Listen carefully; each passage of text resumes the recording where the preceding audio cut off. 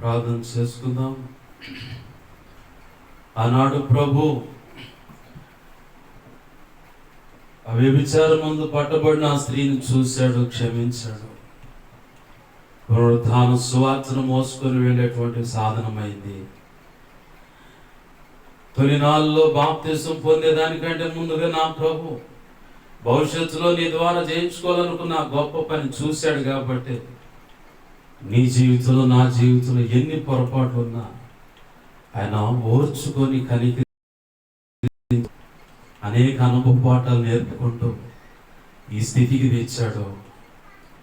ఇక ముందు క్రీస్తు సంపూర్ణత నీలోకి రావడానికి అవసరమైన ప్రతి అనుభవాన్ని ఆయన అనుమతిస్తాడు. ఇకనైనా ప్రభు ఆశించినట్లు బ్రతకటానికి నడుము బిగిస్తావా?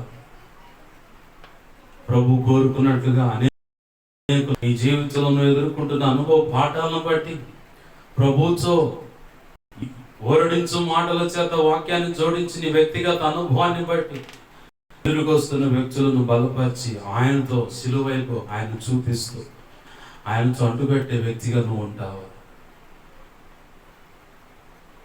ఆయన చేతులు బలమైన సాధనంగా ఉండడానికి ఇష్టపడతావా?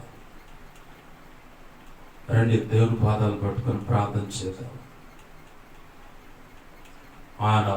ఆనాడు ఆయన మౌనం ఉండడానికి తను ఎదుర్కొన్న వేదనలను చూసి తృప్తి పొందాడు. ఎందుకో తెలుసా? నా బిడ్డల కోసం.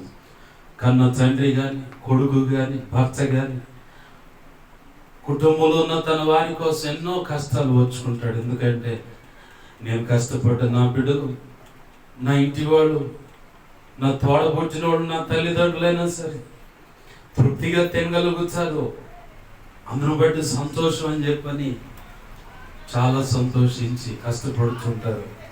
ప్రేమ దేవుని